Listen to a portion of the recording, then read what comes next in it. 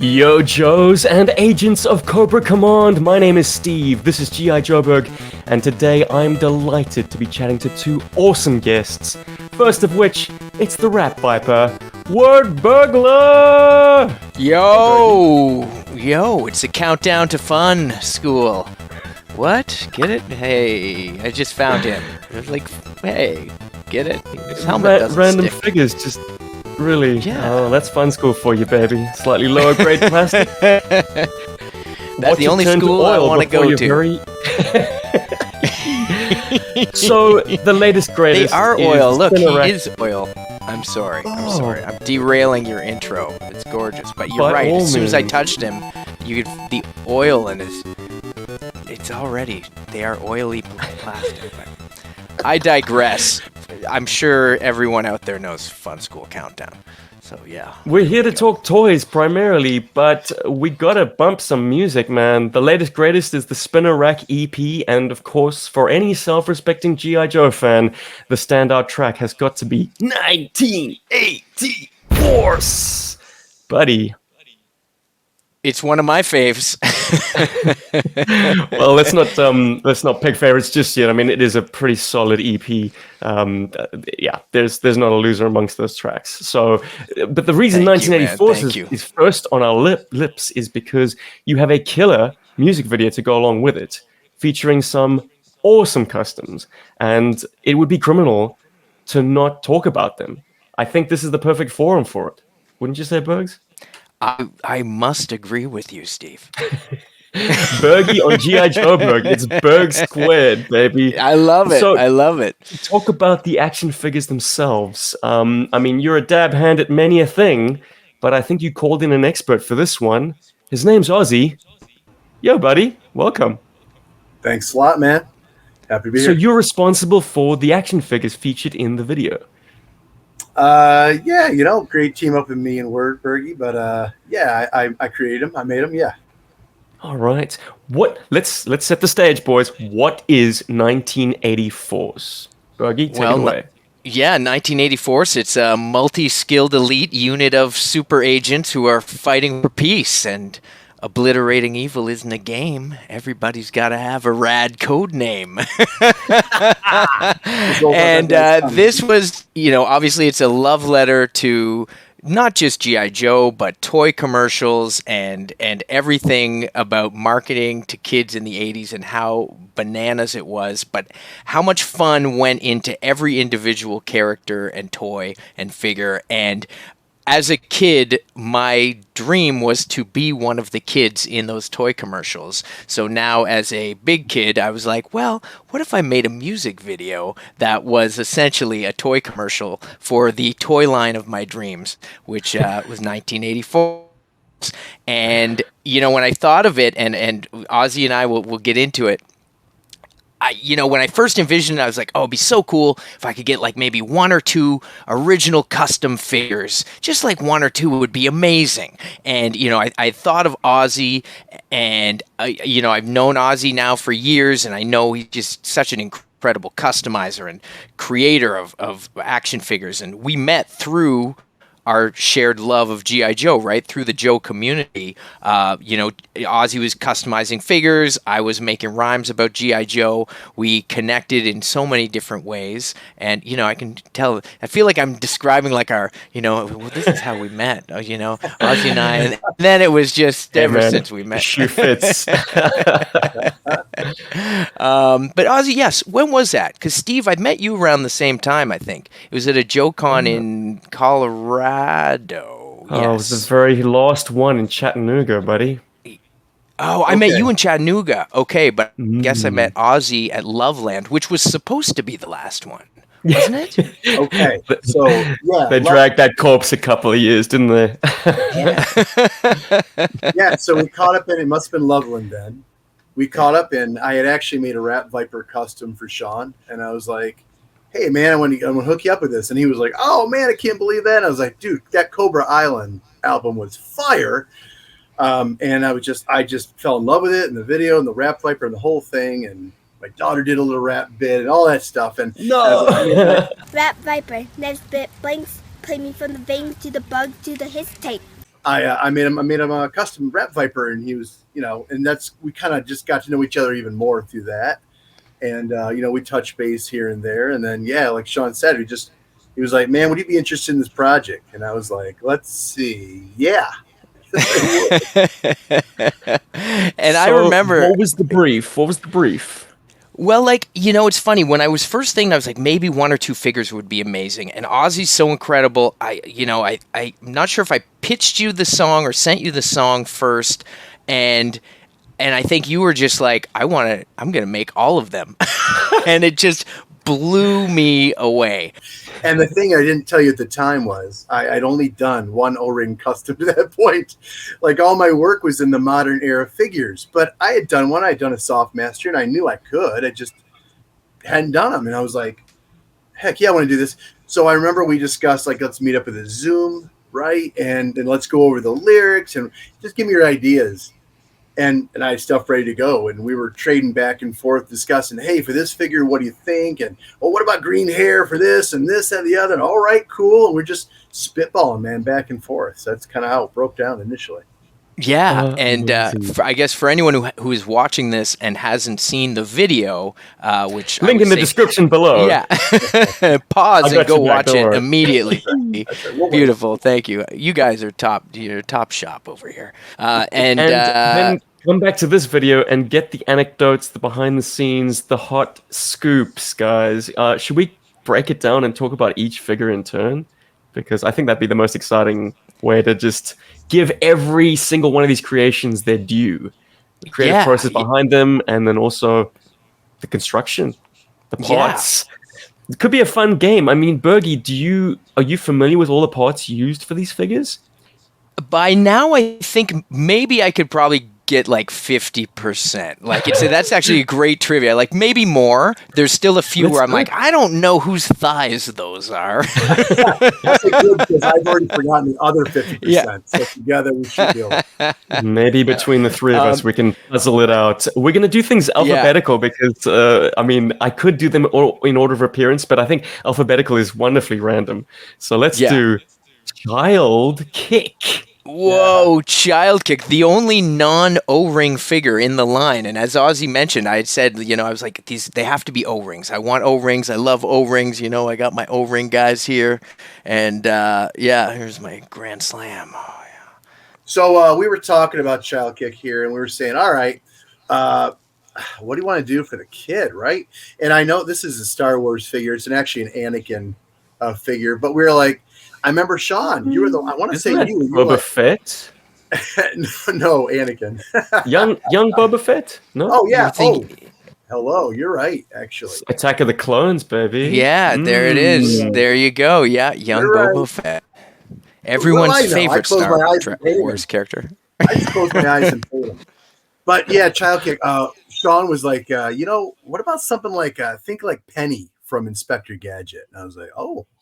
Okay, Penny for Inspector Gadget. So that was kind of the idea of the colors here with the red and the green and the white. So, Child Kick. Coming up with them for the song, they are rooted in some background and reasoning, right? They all have an important place on 1984's, right? Of the 1980 members, everyone is special. Oh yeah. Well, there's Meet Cute and Date Night, the matchmaking brothers. I do have a running list. Maybe you got to release an extended cut at some stage. Just see. How well, there's the sub teams. Yeah, we've got the para abnormals troopers. They're like paratrooper Ghostbusters. There's like a whole thing going on. But anyways, Child Kick. This was like, to me, so many of those 80s shows, we talk about Penny from Inspector Gadget. There was always a kid running around, with maybe the exception of GI Joe. But I mean, Transformers, there was Spike. Mask had, Matt Tracker's kid was running around. Like, I remember the Jurassic Park movie, the second one. There were, I guess, all of them, there were kids running around. There was like always kids running around in these like very dangerous situations with highly skilled, highly trained, expert adults, and then there's a kid, and the kid somehow can like outsmart people or like sneak around without any tactical training or noticeable skills or whatever. And I just thought it was funny. It's like, what's a kid doing there? Well, we asked that question at the time, so clearly the concept failed because, I mean, obviously it was the writers trying to give us a sort of a character we could imprint ourselves upon. But like, I don't know about you guys, but as a child, we saw right through that. I mean, it was like, oh, come on. I don't want to watch this kid. Let's spend more time with the grown-ups and the cool vehicles. Exactly. The kids were like the last figure you wanted, but I mean, maybe someone had an affair. I don't know. Which brings me to a very important point. If you haven't, once again, seen the video, check it out, because part of the joy of the parody is when you cut to close-up and you have the little commentary, a little inset. Typically in a GI Joe commercial, it'll say weapons do not shoot or fictional situation depicted or some fine print. But the fine print on each of these figures is hilarious and different for each one. I think with Child Kick, it's just basically letting you in on the fact that this is someone's illegitimate child just kicking around base. Yeah, anyway, go read it. Absolutely. And it's so funny. Like, what did you just say? One of the notes was, this is a like fictitious depiction or something. Like, it's like, there'd be like, batteries not included. Fantasy situation. It's like, what kid thought, oh, this like giant transforming robot, blasting lasers over the moon. And that's, it's a fantasy situation. Thanks for bursting my bubble. Mm-hmm. Yeah, for the kids who could read the fine print. That's funny. All right, boys and girls, let's talk about Chopside, which is just a fun word to say, I must admit. Chopside. Chopside, right? It sounds like he'd be on the team. Like, that's the thing, too. Like, all the names, I wanted them to sound like conceivably they could be on a GI Joe, like a GI Joe knockoff. Like the Corpse or any of these squads. Bronze Bombers. Yeah. How'd you know I was thinking about Bronze Bombers? I've got my Secto Viper here, and I was like, man, there's like a repaint Secto Viper in that line that I would love. They've got such. It sounds like whoever was writing the copy on those characters was just having a lot of fun. So just like parody characters, Chopside. Chopside, because the team needs a cook. Yeah, go ahead, Ozzie. Well, he had to have chops naturally. So the long chops there, the long sideburns. So for sure. I'll never look at Bazooka's head sculpt the same way again. Every Bazooka needs those mutton chops. My goodness. Look how cooler anyone can look with that Elvis touch. All right? Yeah, for sure. Anyways, so I put an apron on this dude, and I was like, all right, well, and these are just a pair of rubber kitchen gloves. And I just, all right, let's cut it out here, make a pattern, and make this apron. And I was like, all right, match the boots and gloves, and this guy is, second only to Roadblock in the kitchen.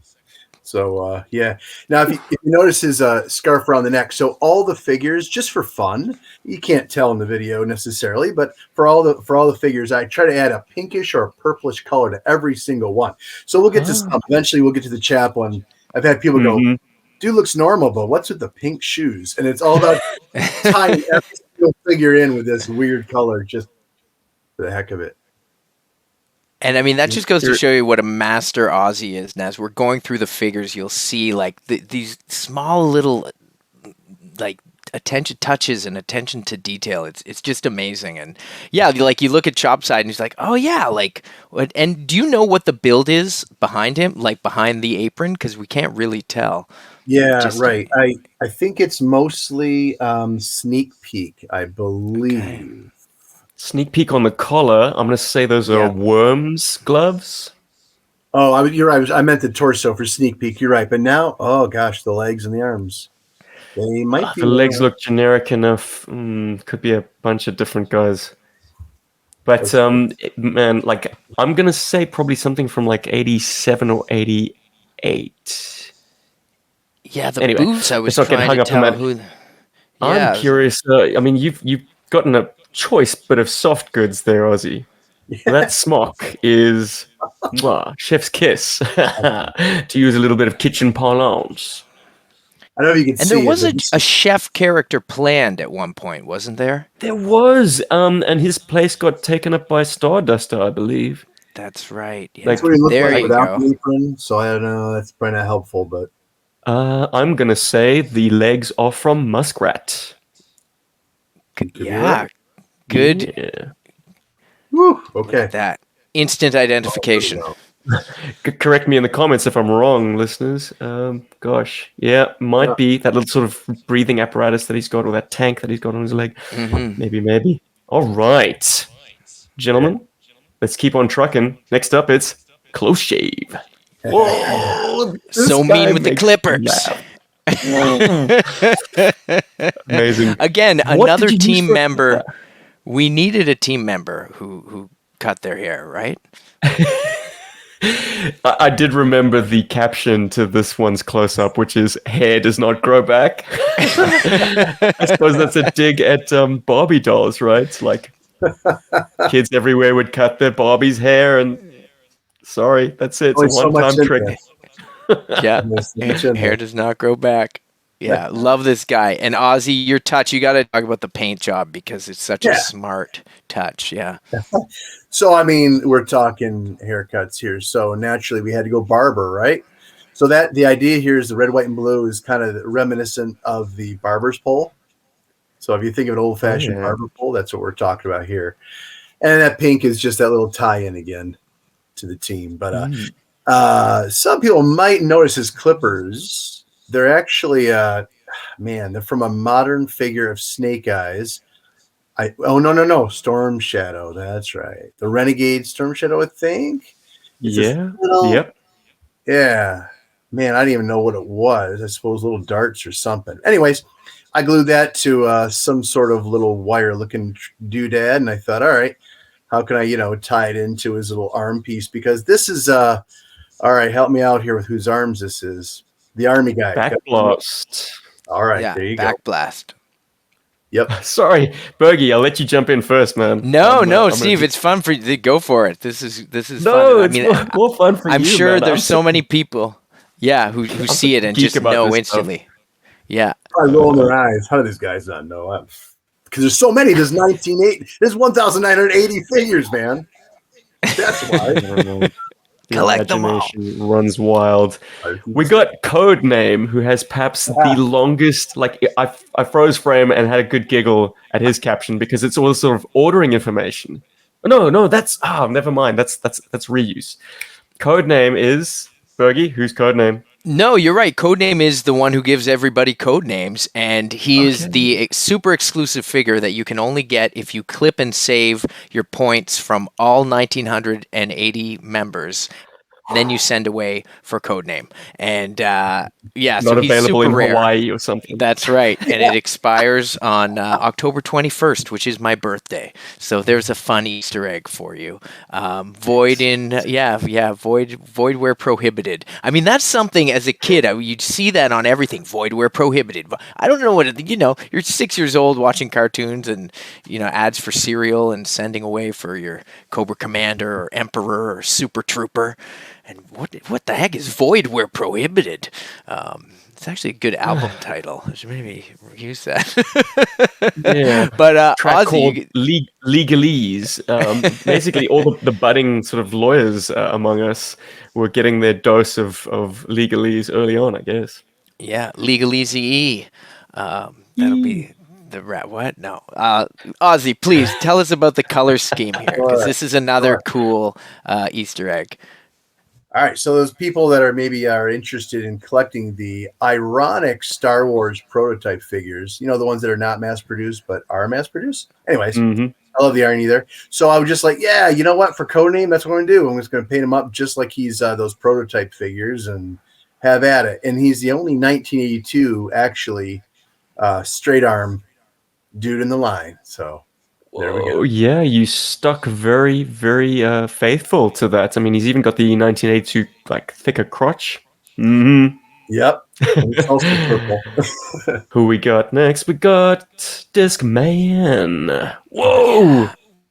Got to check out your modern fodder bin for his accessory, but it is perfect. It's Discman, and what a great mashup. Like, I love, like, because you've got DJ's body, you have, the Snake Eyes head, and it's just like, but he works as this, like, strange modern superhero-y guy that's, like, fits in with the team somehow, but looks, he's got this ridiculous giant disc blaster, which is, Talk about hurling shurikens. Goodness. Yeah, that's right. Yeah, Ozzie, what was your inspiration here? Yeah, so you mentioned the DJ, right? The DJ part. I mean, he's hurling shurikens, man. He's Disc Man, so we got to go with DJ's torso. But yeah, you know what? I'm just kind of going with what are some colors I haven't used yet? What kind of colors might pop? And then might not be popping right here, but on the screen, I'm just like, we got this turquoise blue color and this purple, and plus it's Snake Eyes head. It's like, how can I make him? He's always going to look like Snake Eyes, right? So it's like, how can we make him stand out in a way that people don't maybe see Snake Eyes right away, or they do it first, but then they kind of see the disc and they go from there, right? But as soon as I was like hurling shurikens, I'm like, all right, let me go in my fodder bin here. I'm like, oh man, you got to come up with this big disc shooter, right? I mean, he's the guy. So. It just occurred to me now that like Visor Snake Eyes is absolutely the parts choice you'd use to make a Daft Punk ring figure. I mean, it's right there. The That's visor. A great idea. Yeah. Someone's going to run with it. Too many people aren't hating on me for using up a 1985 Snake Eyes head, but whatever. There's a lot out there. There's a lot. There's one less in the world. Yeah, people prize it because they like the version, but it is a common figure. Actually, right. It's not like an exclusive or anything. Actually, Grenade Balls is next. Oh yeah, Grenade Balls. Now, so he's rocking the purple all over. All of his grenades are picking up that color note that you wanted to play, Ozzie. Yep. Nice. Yeah, and I remember telling Ozzie when we were talking about this, like, he just has to have like just the most ridiculous amount of grenades possible. Like, why anyone would run around with this many grenades all over their body? I mean, but again, that's like what you would see. Like, he's kind of a spoof of like when some of those action figures got really ridiculous. Not necessarily Joe, because I think even when Joe got like really out there, they were like somebody was reining them in and be like, he should have, he shouldn't have that many grenades. But there were other toy lines where you'd see guys with just like, where I think of like Rob Liefeld comic covers where they've got all the grenades and packs all over them and stuff. But yeah, Grenade Balls. And the color scheme it's reminiscent of Captain Gridiron, of course. Like, that's when you look at him, I'm like, oh, it's a similar paint scheme. But yeah, Ozzie, what was the thinking here? Yeah, so you're right, Captain Gridiron. So what I did when I put this one together, right? So I'm looking at the helmet and I'm like, man, that just gives me old school football vibes, right? Like 1950s vibes. And I was like, all right, well, let's just make him just do an homage to Captain Gridiron. So that's definitely where the colors here, and it might be hard to pop them up on the screen, but there's some more army green with a brighter green chest and the yellow. So definitely for sure. And then with the grenades, right? I almost was like, should I pop one right straight there on the crotch? I was like, maybe that's too spot on. And I was like, you know what? We'll put them everywhere else, but maybe. I don't think there's one. No, there's not one there. And anyway, just slather them with the grenades, like Word said, and yeah, here we go. Right. It's great. Now, I remember this was one where when we were looking for parts, it was like a very specific hunt because we wanted to find that Major Blood, right? So some of the parts are from Major Blood, and then the other grenades are Target. Am I correct there? Yep. Yeah. Wastes of midriff grenades. Yeah, so I think is that right? Yeah. The target, torso, yeah. And then I think it's Blood's arms and maybe the legs too to get all the grenades. Correct. Yep. Blood. Yeah. He did have a lot Fighters blood. Yeah, Supersonic Fighters blood. Now there's one other figure that the comments would certainly correct me on this. I'd be remiss if I didn't mention. Darklon in 1989 had one boot that was encrusted with like 12 grenades. Was that on your radar at all, Ozzie? You know what? That's a good call. Too I had much. to be honest here. We were balancing like what we wanted to do with what we had and what we could acquire without, throwing us crazy over budget. But as I look back, I think you might be onto something.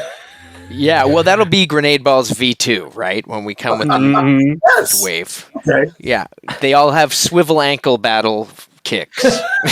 Even more grenades. Yep. No, this is the standout. Yeah, and it was also like a time limit, right? Like if you think of like we're making the music video, Ozzie's making all these customs by himself. He's got a life. It's amazing. So it's like we couldn't, in the amount of time, it's like insane. What an incredible how he cranked it up, and we'll get into that. But sorry, Steve, what were you going to say? Oh no, this is a good juncture to talk about it. Like, was your process to find a lot and source parts within it, or were you headhunting specific components right out the gate, Ozzie? Yeah, so when we were talking back and forth of that first, Zoom, we were like, all right, and just like I said, spitballing parts and ideas and color schemes and what we thought, and then we go back and look at things, and I'd send them some thoughts. Hey, here's where I'm going. This is what I'm thinking. What are your thoughts? And okay, cool. Or what about this?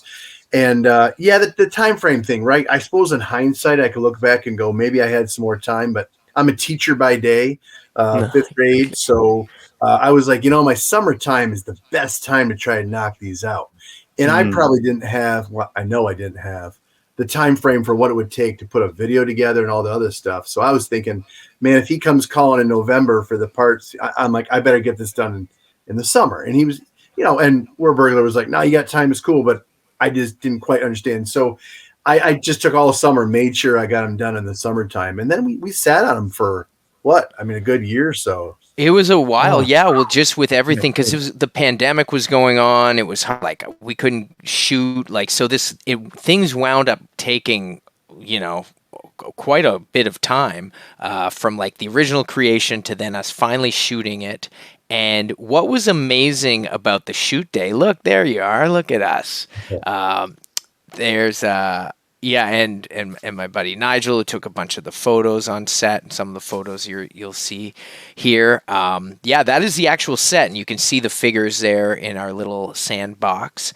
And we also got to shout out all because you got some contributions. Like, I sent you a box of parts, you had a box of parts, and then you acquired a bunch we got some donated from a few sources, right? Yeah. Jogan Warrior and Darkwise especially just said, here, take these pieces. These are for a Wordburglar video. Man, that's awesome. Here you go. So that was really cool. So between those pieces, a few things we bought online because we felt, we need these, could get them for cheap. And then Sean himself had a bunch of extra O-ring pieces. And we just slapped them together and said, all right, what do you think about this? Where do we go? But I think our first Zoom was the summer of 21, I think. Wow, yeah, that's so wild. And 1984 started years ago because I do my own indie comics, and I had a comic called Snake Or's Pizza about an evil snake man who fails to rule the globe and winds up working at a pizza shop as his fallback plan. And in that comic, he fought essentially 1984, which at the time we called Team Squad, but Grenade Balls was part of that team, and there were a few other members on there. And I collected it recently, and it was Snake Or will hopefully come back in the new year with we've got some stuff planned. But 1984 kind of started there and then kept growing. And then I was like, well, I want to do this song and this video. And I did a little comic strip in a zine with some friends of mine. And the zine's called Highly Dubious. And I wrote and illustrated a few 1984 comics. And that was 2019. I thought it was 2016, but it was actually 2019 it came out. And I think we only printed like 200. In the before times, yeah, so wild. It all bleeds into one. Yeah, and a lot of these characters appeared in that first one. Sneaky Pants is in there, and Wildlife, and then the character who didn't make it into this wave of figures, Flight Plan, who is the 1984's pilot who can fly anything, like even a boat. She can fly a couch. Like she can fly anything. Flight Plan. And yeah, so maybe with Flight Plan, there's another. That's the behind the scenes. It's like, yeah, we talked to the marketing people, and J.C. Penney and Sears, they didn't think Flight Plan would sell, so we shelved that figure idea. Right. But yeah, so anyways, that's 1984 started there, and then the song, and then as Ozzie and I first had these meetings, he's in 21, which is wild, and then we actually shot the video in 22, and then released it in 23. So it's a really long, it goes to show you, and I'm working on stuff now that I've been working on for a long time that will hopefully come out, next year in 2025. So it's just, I've got so many projects on the go. There's so many things cooking all the time. So I right now I kind of have a plan of the next 2 or 3 years worth of stuff that I'm working on, but then you never know what's going to, something would come in and take over. It's I'm going to focus on this for the next 4 or 5 months. So it just goes to show you how long these things take. And when I made Welcome to Cobra Island, that basically took me my entire life from the 80s up till when I released it for me to make that album. So, long story short, it's a long story. It was a long road to getting this video done, and I'm so happy with how it turned out. So yeah, reliving this now, it's oh yeah, it's all coming back to me when we were just in those early days of putting the figures together. Final thing on that, I wanted to say, after all that work Ozzie did, I was okay, well, the figures are done. We're going to shoot the video finally when we got everything lined up. We had my buddy Sandy, who's directed it and did an incredible job. We got everybody. We had the location. We had it all planned out. We had the shoot day. It was we got the camera crew, makeup, everything. Okay, we got our date. We're ready. Ozzie, I was well, do you want to FedEx the figures? And rightly so, Ozzie was well, I think you just didn't want to trust all this hard work shipping it in the mail. And Ozzie was no, man, I'm gonna drive to Toronto, because I'm in Toronto in Canada and Ozzie's in Michigan. And obviously it was awesome to have Ozzie there on set and be there for the video. That's dream scenario for me, but I didn't want to put that on Ozzie to come all the way to Toronto. But I love that you are, smuggling custom action figures across the border. Well, yeah. And let's be honest, right?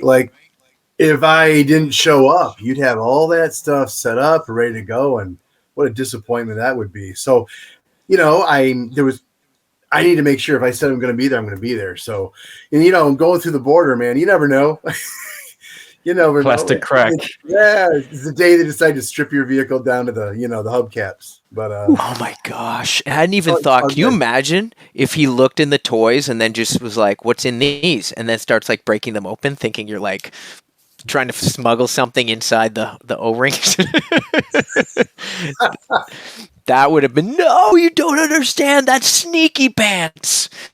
He's one of a kind. Yeah, they would have said, that's what Bob Probert did in 1986.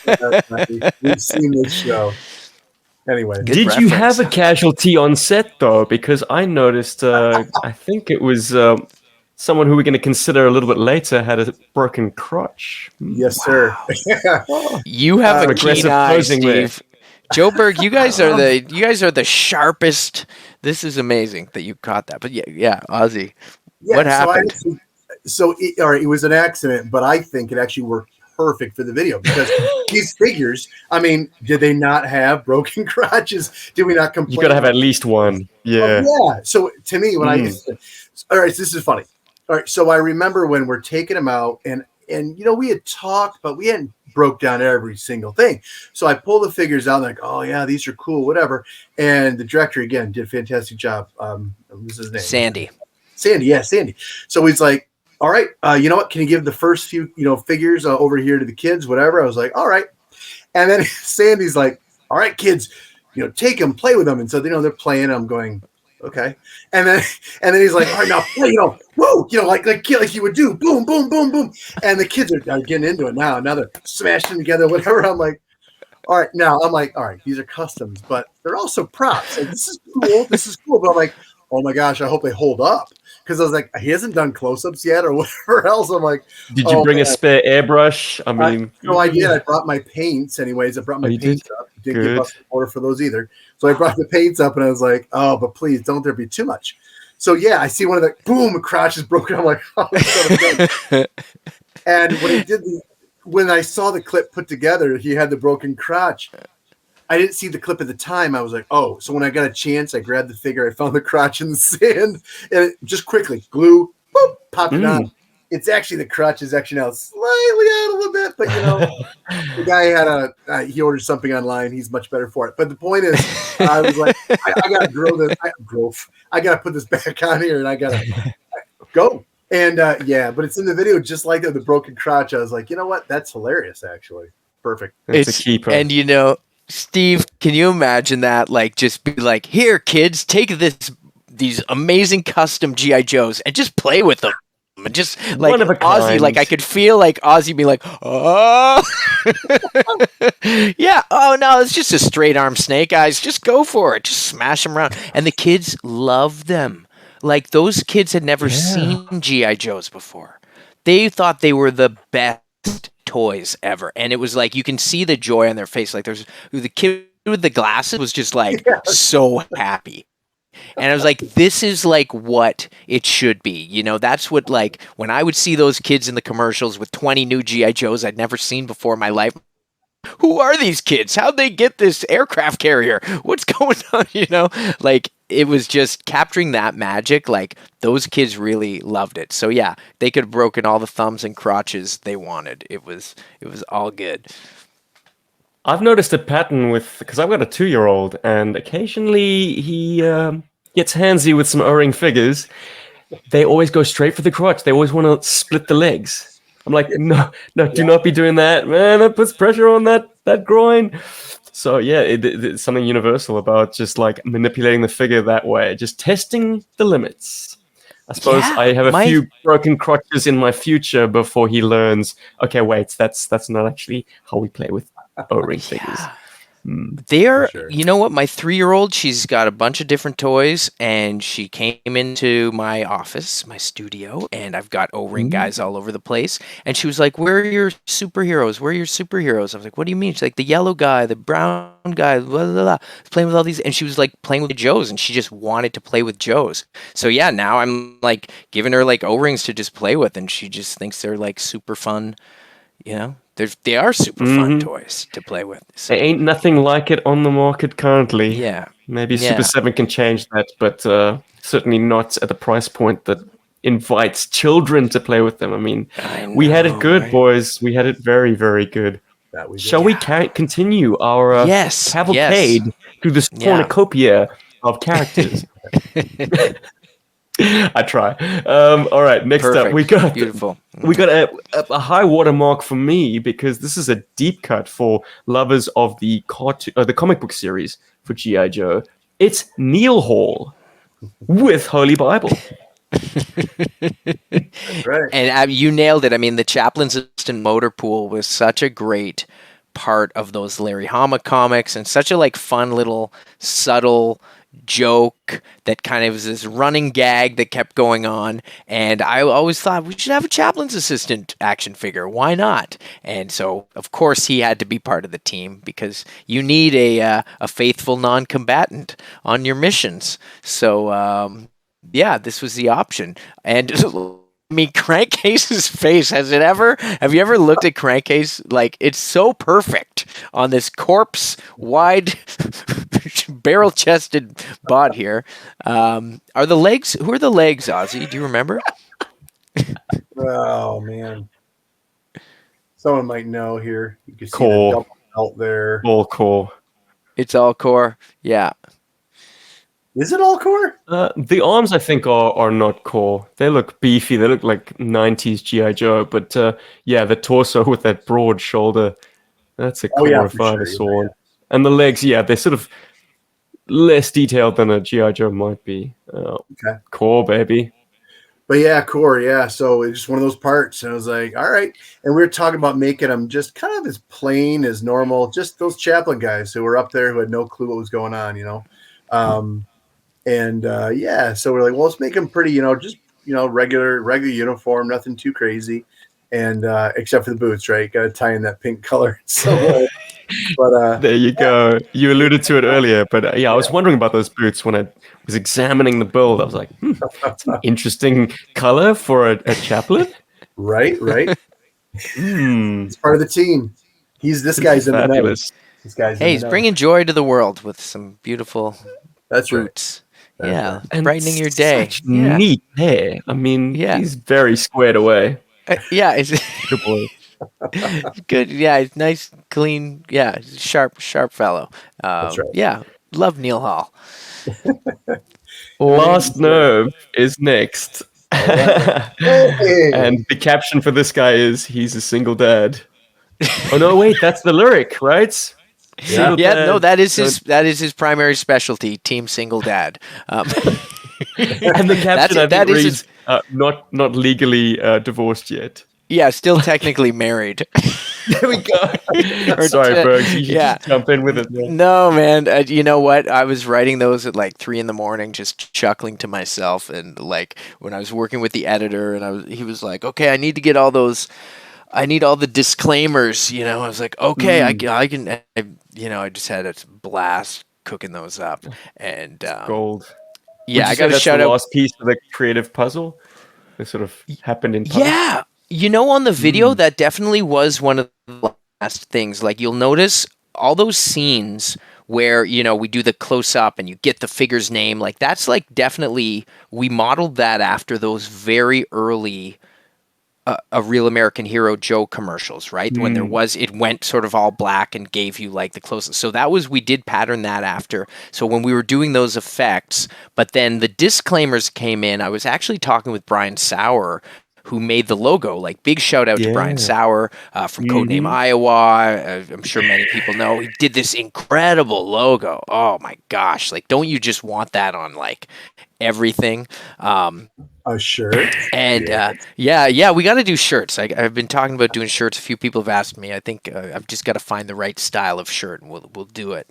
But we were just talking about the ads, and we were just joking around about, you like the disclaimers, and like, batteries not included, and and that kind of really got me thinking. So, big shout out to Brian, who is great brainstorming.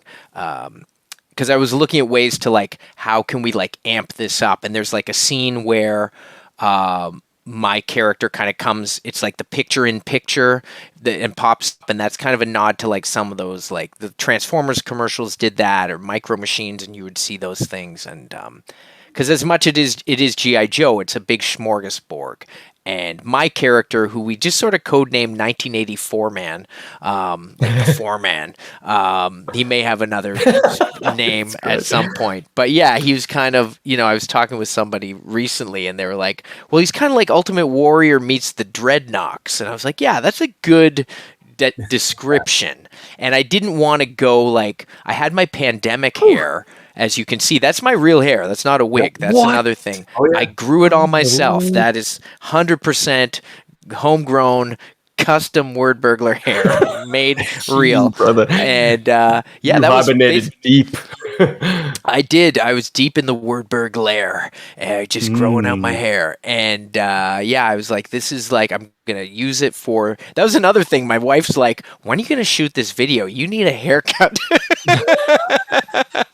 And I got the sideburn, the steps shaved in, and it was just this epic mullet. And I was like, I'm going to use this for... And that really helped dictate the character, because you would think like, I could have done it. Yeah, like I thought a spoof of Sergeant Slaughter would be almost too easy and too like, I didn't want to go that way, but I was like, I wanted a wrestler type guy. I wanted like some 80s energy, and that Ultimate Warrior kind of Marty Jannetty meets Dreadnought, and also like random cyberpunk and just miscellaneous. Like he could kind of be anybody, and you're like, why is this guy in an alley with graffiti now? And now he's in front of a tank with a cape on. I don't know. It's just, I don't know. It made me laugh, but also like the 7-year-old in me watching commercials like this would be like very hype to see that type of thing. It's like, there's a guy in a cape in front of a tank, and now he's got sunglasses and a baseball bat. And I don't know. He's screaming at me to buy these toys. But that kind of wrestler vibe is probably the perfect visualization of like the hard sell of the kids' toy commercial. Exactly. Collect them all now. Like, whoa, that is the biggest blowhard of all, Yeah. You don't see that now, though. Everyone had a loud, angry, or both man yelling at you. Like it was cereal commercials, toy commercials. It was like everything, right? Yeah. I remember like Honeycombs, some guy like is like screaming at kids and to like eat honeycombs. I don't know. It's like, I just remember a lot of like, why are all these adults yelling at us to buy things? Here he is. All right. Sorry. Last Nerve. Oh, it's all good. Yeah.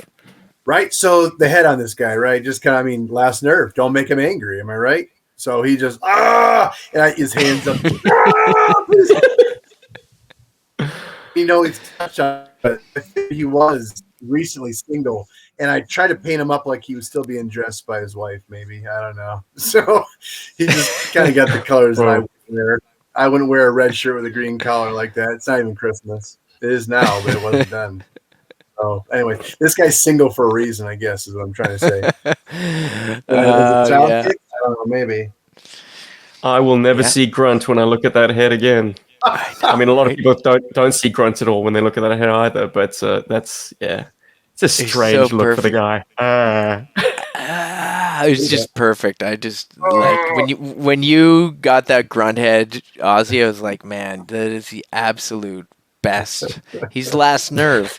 And Last Nerve, he's one of the guys who I thought like this could be a Joe name, right? Like I could see it as being a legitimate, it could have been a Joe guy, right? Like some of the, short fused. Yeah. Slipping that last wire. He short fused his cousin. Yeah. All right, boys. Lobster Trap. I believe he's allergic to crustaceans. Yes, you're awesome. A good reader. You've been doing your homework. And I think it's clear he's got the Dreadnought vibe. He's got, I grew up in Nova Scotia where we have a lot of lobsters everywhere. I know a lot about lobster. I don't even really like lobster personally. It's maybe my least favorite of the shellfish, but I always thought Lobster Trap sounded like he could be like a Dreadnought pirate. So that's the origin there. And then, Ozzie, what were you thinking for the figure? Yeah, so this one, there's no homage necessarily, but I was like, again, kind of like the Hurl and Shuriken dude. I was like, Discman. I was like, let's play with some colors here. So I've got a few different vibes of green and the gold, and just kind of had fun with the colors. And I in person, I really like the colors. This guy pops to me, but he's a pretty simple build. Really, it's Thrasher's body, I believe, through and through, with Zanzibar's head. So of course he's got that pinkish purple eye band going on.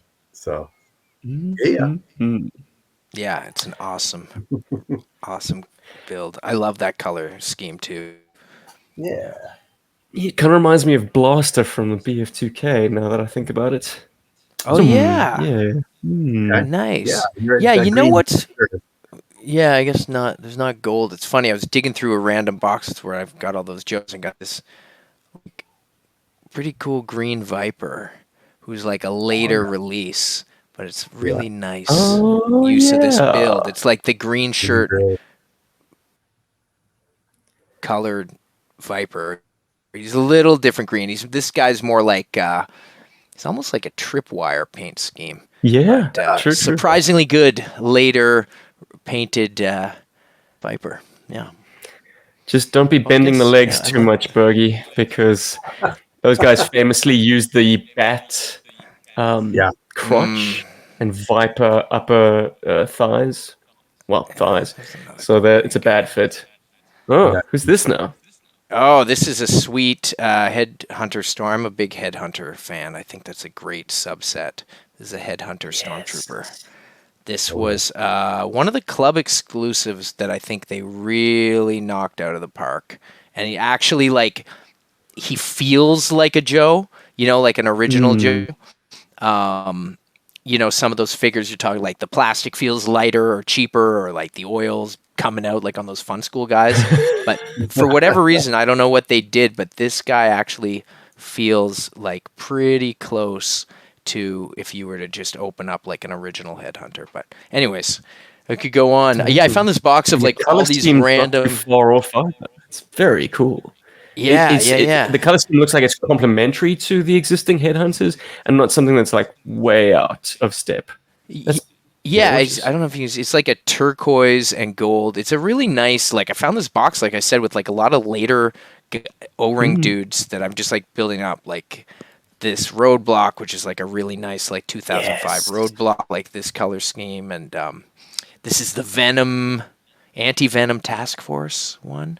Oh yes, yeah. He's pretty sweet with a really nice mutt, but like I was saying about the plastic, like, you know, like if you look at Mutt's head again, I don't know if the camera is pretty good. Like the colors on these guys are great. Like I love the design, and they look really good together as a subset.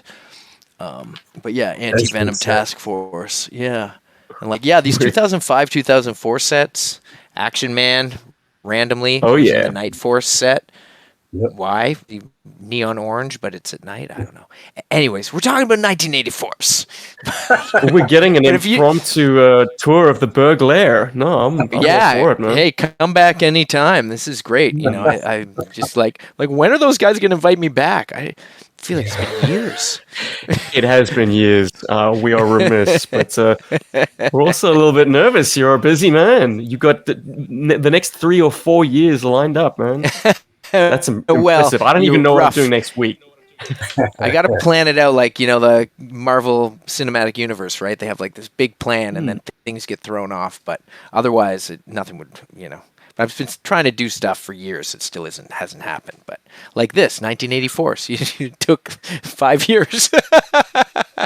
You know, it also takes 5 years sometimes. Meal prep, and someone who knows all about that is a nutritional beast. Here is the green hair you spoke of. What is up with that?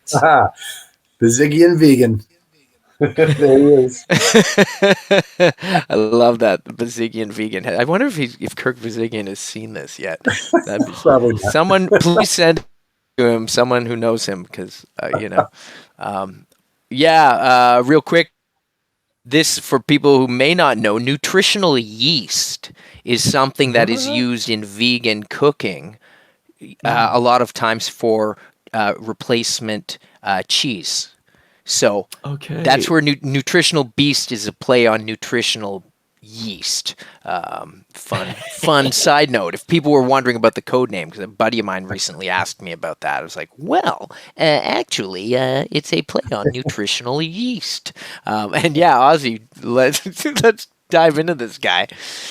Sure. So this is one that, I specifically remember on Zoom, and you were like, "Oh, all right, that's cool build. Yeah, let's make his hair green or something." I was like, "I'm really thinking green."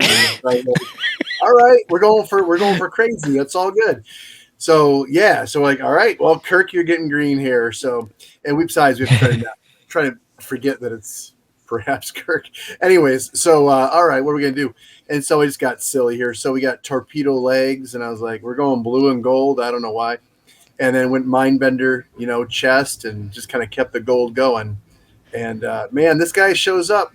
It reminds me of now I lost his name. 1980s guy who's working out all the time. Simmons, right? Richard Simmons. Oh yeah, right? yeah. I was like, he's kind of got Richard Simmons vibes. His hair is not quite as crazy, but he's got the green, so maybe it is. But it just gets silly. That's what we got here. So Bergie, can you remember your caption for the close-up, the cut to close-up on nutritional? Yes, it was made with non-vegan plastic, I believe. Nice.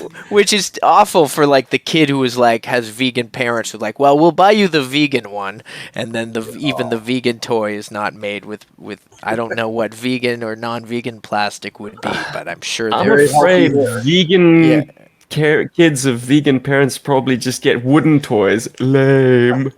Yeah. No plastic in that household. Oh no. Somebody commented on the video, and there's actually really brilliant, funny, hilarious comments on the video. And someone commented, "Shout out whoever you were," and they were just like, "I wasn't allowed to watch the 1984's cartoon because I think he said my grandma didn't like grenade balls or something." I was like, "That is like such a great comment." It was just, but that's the thing, like We all knew that kid. yeah, the kid who wasn't, they weren't allowed to watch GI Joe, and then they went and robbed a bank. So, but that's where you go. But grandma, a chaplain's assistant. yeah, exactly. Throw that pivot. Case in point. This is an anecdote that's personal to me. Another member of GI Joburg. His name's Rob. His mother specifically bought him Scoop, the reporter, the journalist, the combat journalist, because he came with a camera and not a machine gun. So, like, there was that non-violent, non-lethal thinking back then, definitely. Mm-hmm. Close to home, friend of mine. I wonder, I know they were thinking about that, and Hasbro definitely in later years got really cognizant about it. But I wonder if at the time they had something in every wave that said we got to have one guy that doesn't have a gun. I wonder if that's true or not. That'd be a fun fact. Yes. Well, how far can we get? Breaker in 82, which I suppose carries on into 83. 84, well, vehicle drivers, I suppose the vehicle is just their extension of their weapon. But of the Tripwire doesn't have a gun. He doesn't. And those are discs. Those are LPs. EPs. Yeah, they're LPs. Yeah. It's his turntable. Yeah. It's not mine. This is good 84. Trivia, actually. I wonder. How far can we get? 84. Is CoverGirl 85 or 86? 85? 83, actually. But if we're going to vehicle drivers were different because Toll Booth had like a hammer or something, right? Yeah. Okay. Maybe 84 was the first like fully lethal year. Spirit did come with an arrow shooter, and Storm Shadow came with nunchucks. But yeah. All lethal stuff. Damn, we didn't get very far, did we? Maybe the comments will help us out. Yeah. It's funny, yeah. Now I'm like going through my head thinking, I'm like, okay, no, they did. I was like, Shipwreck. Oh no, he had that weird silver gun. Mutt had a tiny little Mac 10 or Mac 11, but apart from that, he's pretty. Barbecue's 85. Mm-hmm. And Blowtorch has a flamethrower, which I guess looks like a gun. Damn, stumped. But like 86, we got mainframe. It's got a microphone, walkie-talkie. Got a 87. Mindbender's it's like a stick. It's an interrogation prod or something. So totally wholesome. Yeah. Yeah, good game. Good game to play with your friends.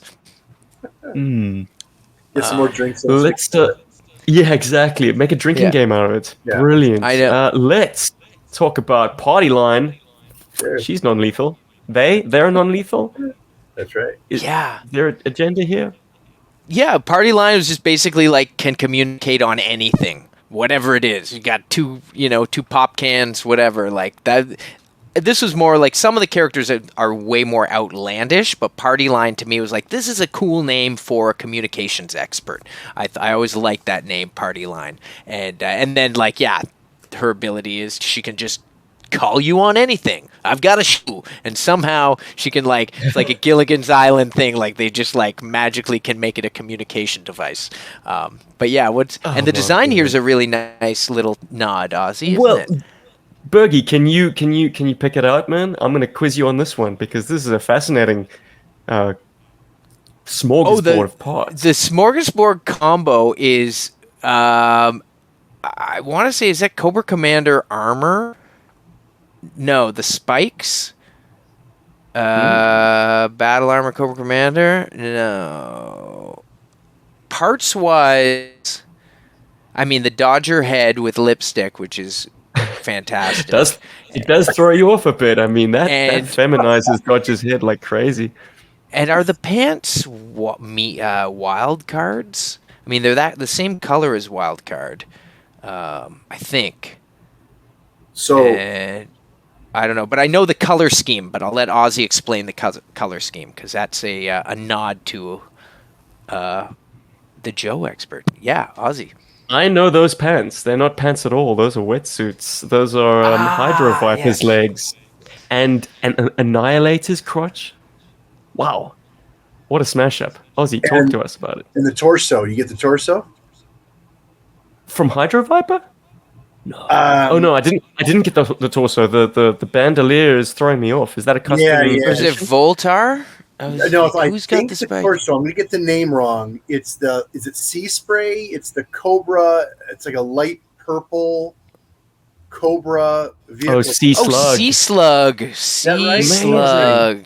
Wow. Yes. Yes. Unrecognizable. Because he's got, you know what this color scheme reminds me of? Yeah. Special Mission Brazil mainframe. You Did you nailed pull it. from there? Okay. Absolutely right. The tan and the red. Brilliant. That's exactly what I was going for. You got it. Good Yep, stuff. And, Sneak Peek's arms found their way here. Good Yep. stuff. Yep.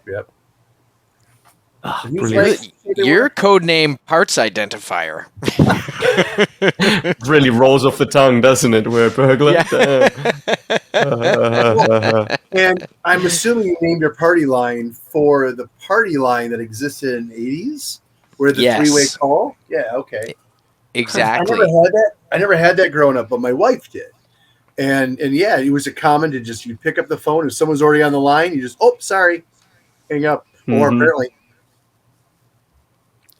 Cover Party the microphone a little bit. Just listen in for a few minutes. Yeah. It was a Mhm. very 80s thing. was my 'cause you could even household. call. Yeah, you would call like chat lines and just listen to people talking. Like that was a thing. It's like you can call the party line, and it's always a party on the party line. Like I remember, these, like I don't Then know. am I thinking of something different where you just picked up the phone and people in your area, like everyone, you just picked it up, you automatically had a dial tone. So if you and your friend picked up at the same time, you could talk on the regular phone. Does that ring a bell? Probably. I think it probably applied to a bunch of things. Like I know there was also like the call waiting where you push the button twice, and then you could get like 3 people on the call, and you're having like that's a party line. Like, yeah. There you go. Hacking the system, Bergie. Yeah. All right. Next up, reuse. Yeah. Yes, reuse. Unmistakable head there for Torpedo, and yeah, I love the color scheme. Kind of a nod to Airtight as well as the team. Reuse is the team recycling expert. They'll sort your recycling and compost and everything else. It's Now, Ozzie, also what were you- not. This is a deep cut too. It's an international figure homage. Tiger Force Torpedo. Tiger Force Torpedo. No, It's Brazil, but it's not Oh, Mission right. Brazil, but it's Brazil.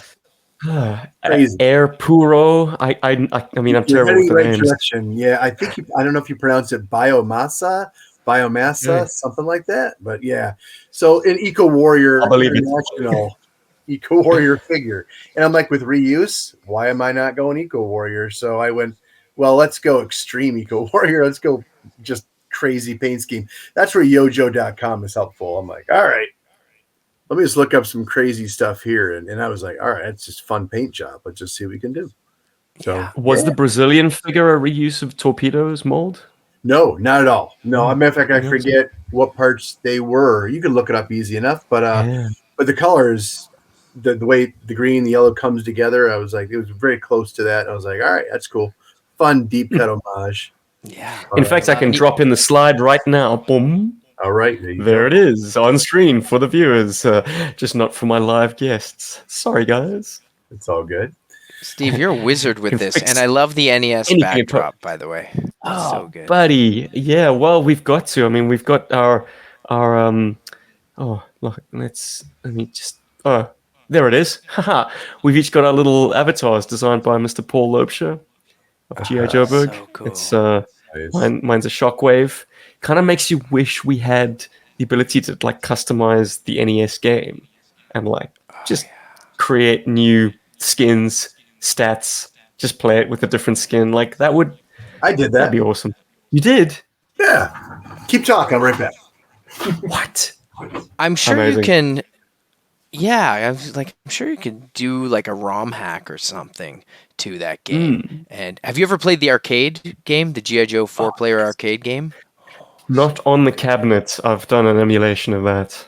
It's Yeah. it's great. So much like visual intrigue. They crammed a lot of toys into those things. Loved Yeah. it. Hey, It was different. Ozzie's back. Ozzie's All right, back. so I'm not the first person to do this idea, but basically someone had done it with the O-ring version, so I did a modern figure version. It's just, and maybe it doesn't capture it so well here on video, but the idea was just to kind of look at the NES, just the digital little, just the way they put the shade in the whole thing, and just try to mess with those colors and do it. But anyways, just for fun. But someone So else did it for I can kind of name drop, but kind of can't name drop. It is either Matt or Chad Smelser. Chad is right. Chad. They entered it, or he entered it. Sorry, the twins. Hence the Tomex and Zaymod confusion that I have.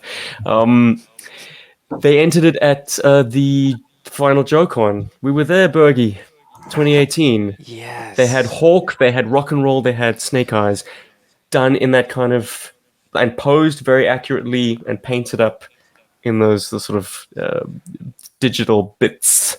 And they did the box. They box. did everything. It was so sweet. And for years, I was like, Yeah. oh, I got to do that at some point, homage that what they did. So, yeah, credit to them for sure. And Ozzie, you won a couple of those, or you definitely entered. I remember you and your family had some entries in did. those custom contests. Yeah, some great Yeah, I stuff. did. Let's see. My first one, Sunbo Dana, to the pink and the white. Yeah. Yeah, I forget which one it was for that one. Yeah, I got first place there. I did the what would have been 1995 line that was coming out with those creatures that were jumping out of the chest. So I did a Snake Eyes version of that one, and then I did a flocked hair. Now I'll be honest with you, I played to the crowd on this one. So the club guys. Who was it? He was really proud of what he had done. It was the Green Doctor somebody, and he was like a glow in the dark green skin and the flocked hair and the whole thing. I forget the character's name. Nice. Outstanding work, brother. Shall we keep this trucker rolling, boys? Yes, we got this a is few more. epic. Just a few more. We're only doing The goodies. 1980 today.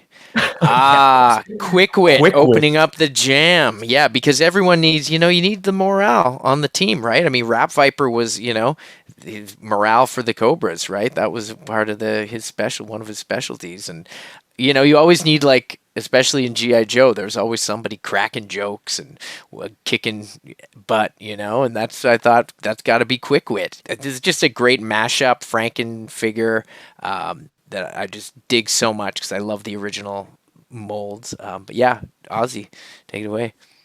Yeah, you know what? This is one, honestly, if I could go back in time and spend a little more time, I probably would be a little more creative. But got the pink armband to let her know she's in the team. But this is actually the only figure where there's parts I didn't paint. And that's the green pants. Now I'm trying to remember. These are Sonya like Blade. Sonya There you Blade's go. pants. Yeah. Thank you. Yeah. So I actually kept the pants because that's a kind of cool green pop, and went with the purple, top and whatnot, and like I said. But I was like, I don't know, probably could have done more with her with enough time. But I don't know. She's cracking jokes. No one's looking at her. It's great. And like short sleeves and a ninja mask, and just I love it. I mean, it's just like whose arms? I was trying to figure out whose arms those are. I can give you a little prod. Shipwreck? Are they Shipwreck?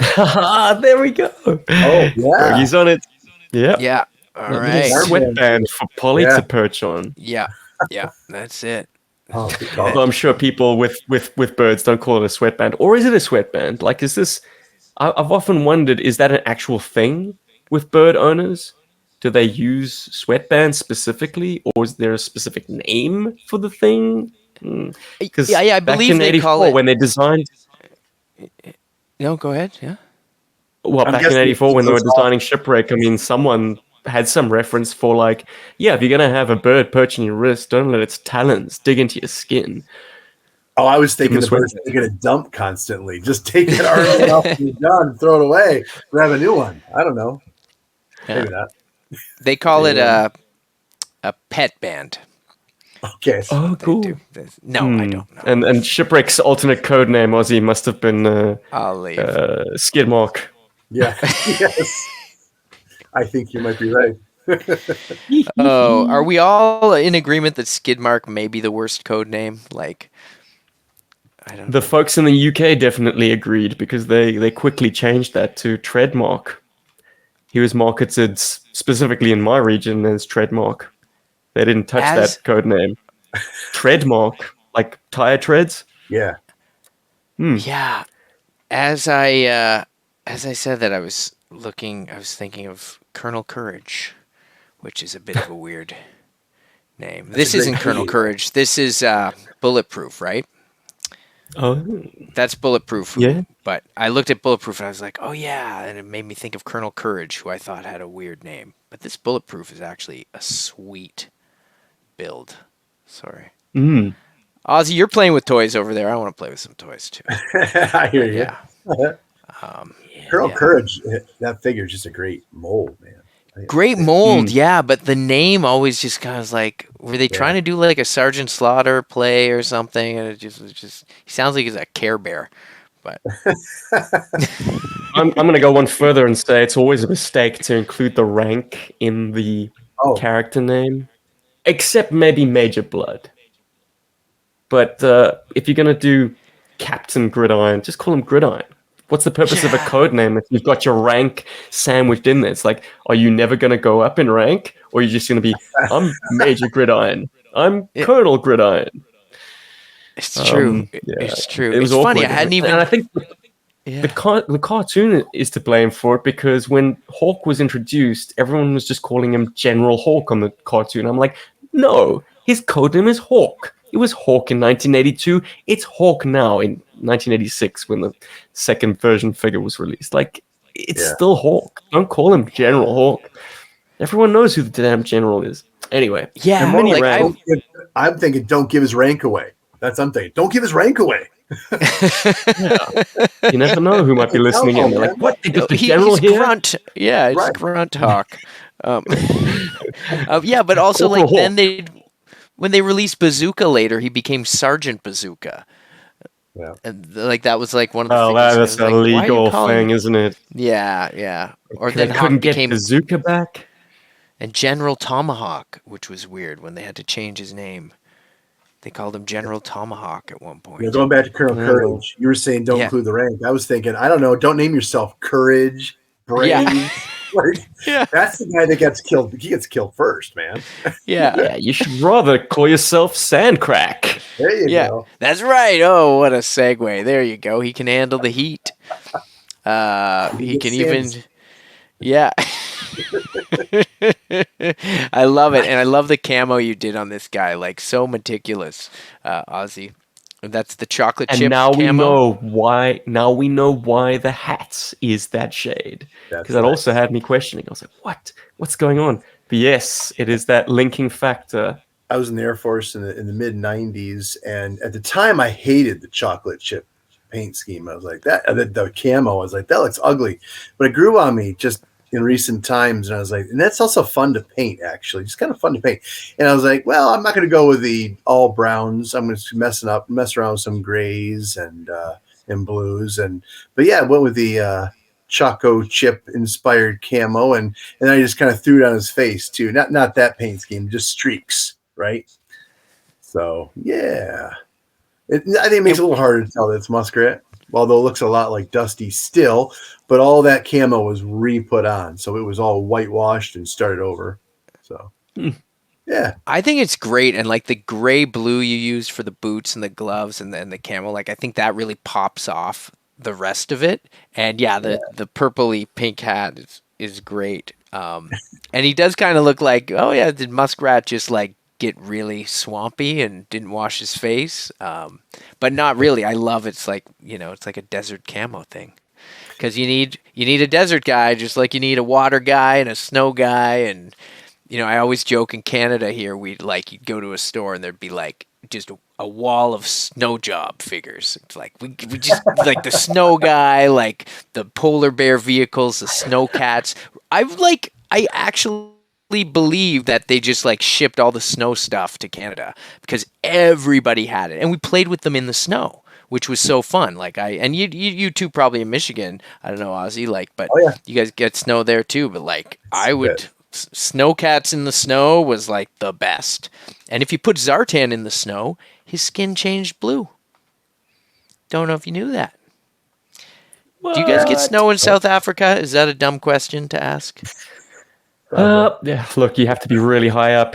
Yeah, sort of on the mountain peaks, but where I live, no, not a shred of snow. We used to use sheets. My mother was not mad about that idea. So anytime I wanted to break out the snowcat and the cobra wolf, yeah, the linen cupboard got raided. Oh yeah. I think once I defrosted the freezer. I took ice shavings and kind of made the scene. But I mean that seeped right through into the carpet, of course, and this gigantic damp spot for the rest of the day. Lovely. Oh, that's awesome. Like freezing your guys in the freezer, like do like the Han Solo kryptonite. Yeah, I used to do that all the time. Did that too. Mm. Yeah. Stick them to the top ceiling. Yeah. Let's talk about this boy, Shrink Wrap. Yeah. The rapping psychiatrist. Here to listen in between rhyme writing hits, which, I don't like to pick out favorite rhymes in songs, but that was one of my favorite rhymes for whatever reason. Yeah, like when it came together, I was like, that just works. And, here to listen in Couch not included. Rhyme writing hits. And I could just imagine like the episodes of the 1984 cartoon where like he would be listening, the team would go to him and talk to him and he'd help them talk it out, and then they'd leave his office and he'd sit down and write some rhymes. And I just love what you did here, Ozzie. It's just it's perfect. That heavy duty head has never looked better. Yeah, so right, if you're gonna do a rapper, right, I mean you got to give a nod to Run DMC, am I right? So that'd be the Beastie Boys for me too. But with Run DMC, I'm like, all right, so we got to go with the Adidas, my Adidas. So of course he's got the Adidas on, and then with Run DMC, you got to throw the chains on heavy, that's for sure. Although I only got one, but that's real like necklace part. Someone had leftover chain necklace. He's kind of cut it, put it on, make it happen. And the mic, that just that might be, I don't even know, but just little pieces of modern pieces he's kind of cut, and that might even be a hot glue drop on top for the mic drop, and then the shades, I don't even know, shades came from some figure, and I'm like, all right, glue them on, make it happen. But yeah, so we got our little Run DMC nod here with Shrink Wrap, and he's got his own what am I saying, the boom box, right? Yeah, man, that's right. It looks awesome. Well, I'm sorry you can't remember where those glasses are from. You might get some requests in the comments, like find such cool shades that fit an O-ring figure's head. I know, they're so cool. They might be. This is crazy. Modern figure Jurassic Park, the nerdy scientist dude who was in The Fly. That might have been those figures' glasses that I ripped off, but I'm not sure. Okay. So many parts from so many places that I've just over time. I can't remember what I did, what I painted. Yeah. So how did you build that? I was wondering about the pants. Like, are those like, because they look like baggy pants, and then with the sneakers, like, do you remember whose pants those were? Is it like partial like bazooka pants, or it's kind of hard to tell. I'm gonna say mainframe. Mainframe, right? Okay. Thing? Bazooka crotch, mainframe sort of techno stuff. Let's make you Yeah, big. yeah. I'm Or looking at the dial tone, perhaps. maybe. Oops. Oh yeah, that is mainframe. Yeah, definitely. Okay. Good One of my eye. earliest triggers, actually. Yeah. Well, there's some that I know, Bergie, and there's some that I remain silent on. It's good. I used to, yeah. It's been a while. That's why I got to break out more of my figures. It's been a while. And here's an inspired bit of Pod's choice: sneaky pants. With the umbrella. Oh my gosh. The umbrella. What's with the umbrella? Talk to me. Yeah. Honestly, it's as simple as going, all right, what can I get this goofball who inspired the outfit, right? I'm like, when we were talking like sneaky pants, and I remember, words like, hey, all right, well, can you make them, really bright or whatever? Obviously, the irony of being sneaky pants and, bright. Mm-hmm.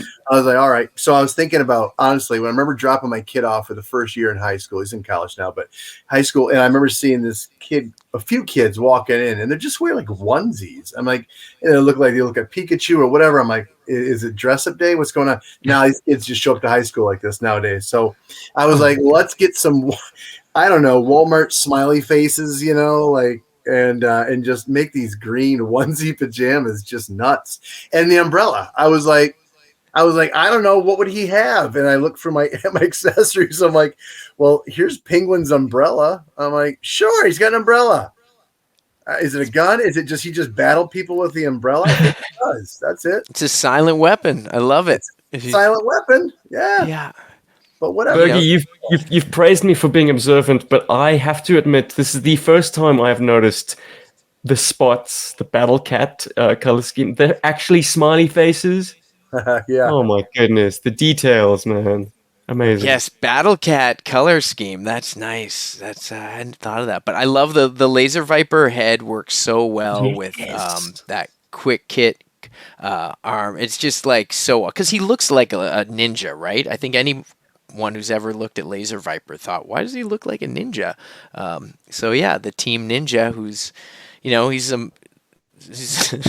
a master of surprise parties, right? Like that's you got to think about it. Who would be the best at throwing surprise parties? Like he's the team surprise party expert. Sneaky pants. Classic. Do you want to take a stab at the boss choices there, Bergs? Well, other than it's quick kick torso, right? Yeah. And yeah, Laser Viper head. Oh, I got the I legs. don't know who the legs are offhand. Yeah, I'm blanking on the legs myself. Who had boots Put like that? us out of our misery there. Spirit legs. Saying Spirit? Yeah, Spirit legs, and then arms. Those arm band. Is that a Laser Viper arms? No, I don't know whose arm that. Who's with the? I'm gonna go Dodger. Primarily because we've seen some of Dodger's parts already, and I'm like, Dodger had the sort of irregular, I don't know, one gauntlet was one way, another the other. I should grab. I've cut got off my gloves. figure guide here. I should. That's not helping me. Thumbing through, but I'm gonna call out that his waist piece is a core figure. Is that Hiro Yamato or Dragon Han? One of the kind of guys who are wearing a gi. Wow. You know what? You may very well be right on that. I don't even remember. Keen eye, Steve. Yeah. Well, yes and no. Wordburglar, as I say, I missed the damn smiley faces, and that is the chef's kiss right there. Yeah, Wowie. and it's hard to see because in the actual video, right, downgraded it does it look. Yeah, we've got that VHS downgrade CRT TV vibe. Which, speaking of chef's kiss, that's awesome. Oh yeah. In fact, I wish all kind of 80s media, anything that's kind of a callback to the past, should always letterbox it. Do it in 4:3 aspect ratio, and also get the scan lines back, get it looking and feeling like it's on a CRT. Yeah. And that's why I have huge praise for the artistic direction that maybe Skybound has taken with the GI Joe book, because there's definitely a little bit of that dot gain filtered on the images. I mean, we're blowing way off track here, but it is still GI Joe and it's topical. But have you guys picked up 301? You like it? Sir. I literally just got mine, and I haven't read it yet. I have a big crack the spine tonight, Wordburglar. Yeah, come on. I'm gonna be cracking into it. I'm working on a little thing right now that I'm like all my waking hours go to. As you know, with kids, I've got two. I had two kids in 3 years, so it's been. Congratulations. I work late. It's the best, but I wind up working late at night and then falling asleep and not being able to read the newest issue of GI Joe, unfortunately. But I'll get to it. Well, once again, thank you. In. Thank you both for taking the time to uncork on the subject of 1984. We're in the home stretch, fellas. Let's talk a little bit about Snowpack. Skills of Snow has abilities nobody knows. I already mentioned the snow, all the snow guys are very cherished in my heart in my Joe collection. And whenever there was a new snow guy, I was like, "There's a snow guy, I gotta get it." And there's a good trivia for you. Of the unofficial subsets, are there the most of snow guys? I mean, I guess ninjas became an official subset with Ninja Force, right? So there were a lot of ninjas throughout the line. And there's a lot of, for lack of a better term, the water guys, the desert guys, the air guys. But I wonder who has the most, because there's more snow people than you think. And dedicated vehicles, too. They even in the later years they leaned into there's wind chill and you're like, oh, there's Sub-Zero. I believe they kind of kept coming out with snow guys. This is something that I haven't done the research myself. This is something that Dave from Audible Interlude podcast said on one of the episodes. He said that the final vehicle produced for the Joe line was the Blockbuster, the 1994 snow. Couldn't call it a tank. It's a sort of a 6-wheel drive vehicle, but that was a snow vehicle. It came with wind chill, a version 2 wind chill in green. Yeah. So lots of vehicles right the way through, from the Battle Bear to the very last gasp of our beloved toy line and beyond. I'm sure someone's gonna correct me and there's more paratroopers or there's more, but there's Sky Patrol had a subset. There was never an official snow set, and I know there was. They were planning one. I think 95, there was a plan to have a snow I'd go subset. Even further and say that they were almost a distinct team on their own, separate to G.I. Joe, because how often did you use Snow Job or Sub-Zero or Iceberg in a jungle mission? They were separate and distinct to the Joes. They were Joes, but if you were in the snow, you had a specific roster. You had Avalanche, you had Snow Job, you had Whiteout. You had those guys were all you had. You couldn't mix them. I certainly couldn't take a character with short sleeves in the frozen north or south. So, Ricondo's not bringing Blizzard with him. Yeah. They were their own thing. If you played snow, you had a very small pool or an expanding pool. I mean, the roster kept growing, but you had a very finite list of people you could use. For me, and they were pulling guys from the other. They pulled in Stalker to become a snow guy. We're we want Stalker on our snow team. He's the standalone though. Until they started doing like environment specific sets, Stalker was the only crossover that I can think of a regular Joe who is now set as a snow guy. The snow guy, yeah. But anyways, it's it's one to think about. But Snowpack, of course, anyways, 1984 needed at least one snow person. And Ozzie, Ozzie's got a great story about the paint job here.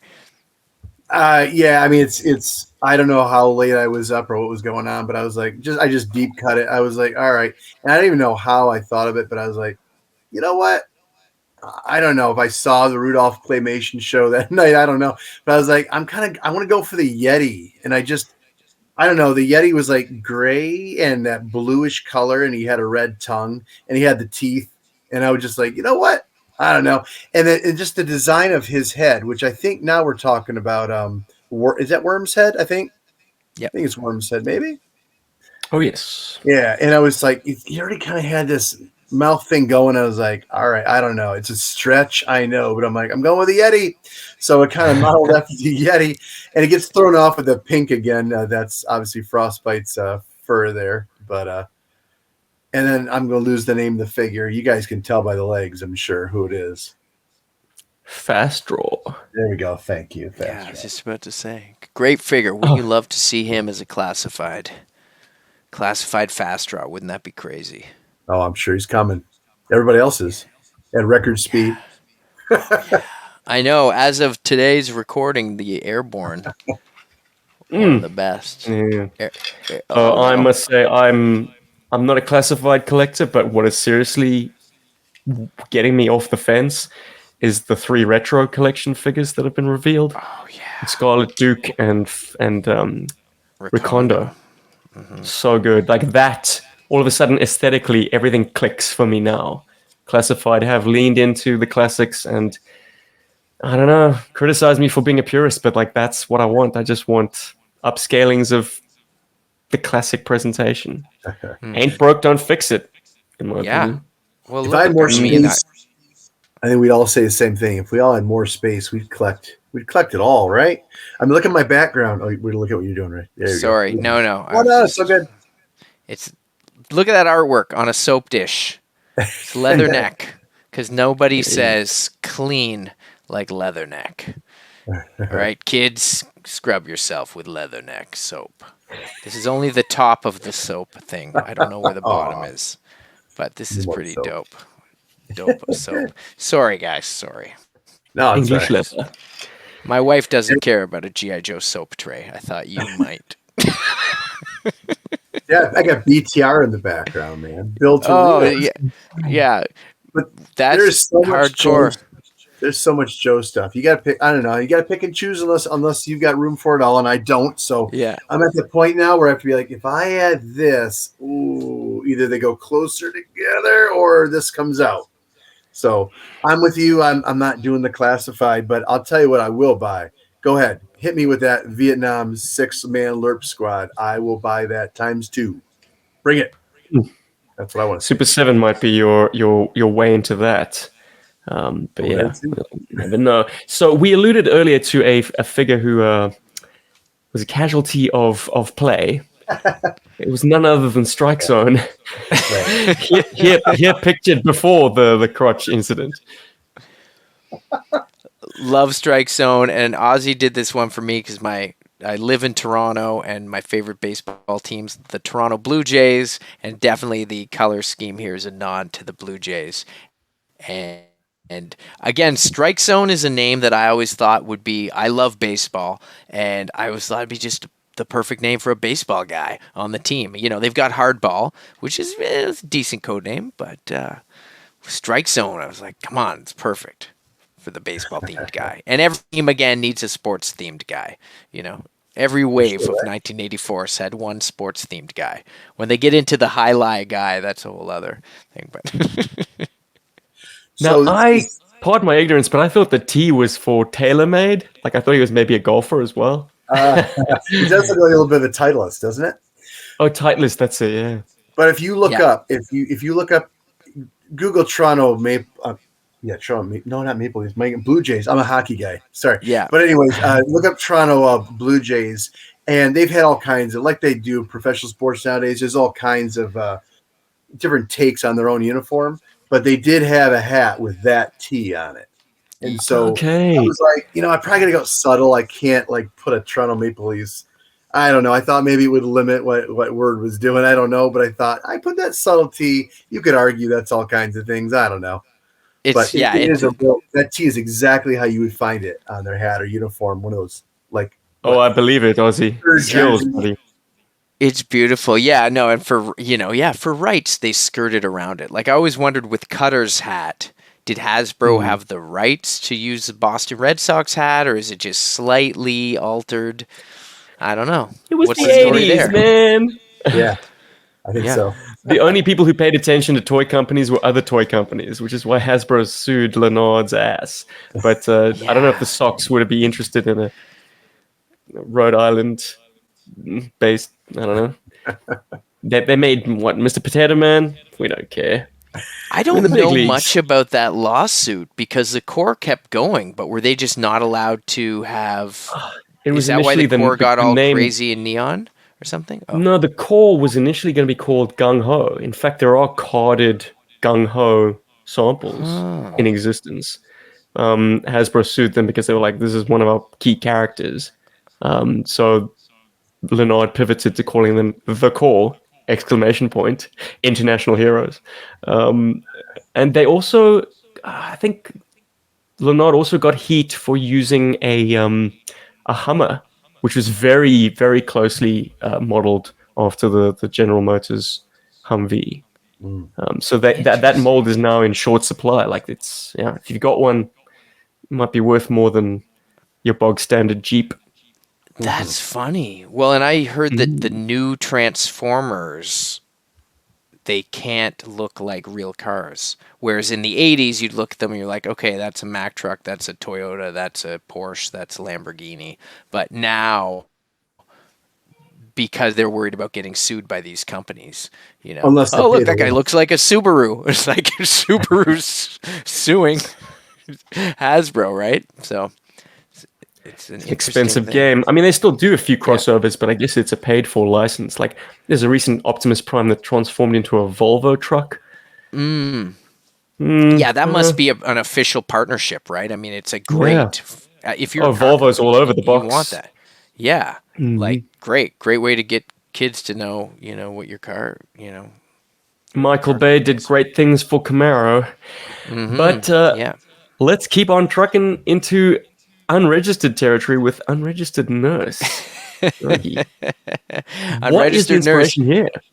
Well, the idea for the character, I just thought the name was funny, and I actually wrote a comic book pitch a million years ago to Of do course. a whole comic about unregistered nurse, and she was just like a nurse who was just like off the grid. She'd like gotten fed up with the healthcare system. This was years ago, and she's like unregistered nurse, and I just thought it was kind of a funny idea and just a great code name and yeah, again, the team they need a medic, and you've got, this, so unregistered nurse fills the gap. And I love the paint scheme here, Ozzy, on this. And, I'm sure many people will recognize the head sculpt at least. So the paint scheme, we got an homage to another Joe figure here. Mm. Hmm. If you're Can you not Also in the guess? recognized, medical field. that's right. Yeah, Stretcher. very good. Yeah, so right down to the gray, green, the yellow on the gun, just throwing those colors at you, and just like Strike Zone, got the batting gloves on here, pink, I guess, just representing the team. No other reason. But yeah, Cover Girl went all black hair here for this one. But yeah, It's great. I unregistered love the nurse. We round out with Wildlife. yeah. Does not talk. Another mute character on the squad. Raised at a zoo and talks to animals like talking to you. Which in the video it's like they cut to the kid, and like Sandy did such a great job directing it. Big shouts to Sandy. And yeah, like Wildlife is just sort of to me like a funny. You need an animal expert, and so he's an expert in all animals, and he can talk to them. And hey, if this is a cartoon in 1985, you're buying this. You're into that. I'm like, yeah, he talks to everybody, and he comes with like all kinds of crazy animals. Yeah, Wildlife. And side note, shout out Sandy, who is such he's an incredible director. He's also an actor and a writer and comedian, and he's in Harold and Kumar. I was telling somebody recently. Oh, If you've ever seen that movie, Harold and Kumar, yeah, he plays the cop who stops him. He's got like the mustache and everything. He's like, NPH wouldn't do that. And I think he coined. It was the first time I'd ever heard anyone call Neil Patrick Harris NPH, and now it's like a thing. So I don't know if he coined that or not, but yeah, he's a super funny dude. But yeah, big shout out to Sandy and everyone who worked on the video. But wildlife, please, Wow. Ozzie. Sure.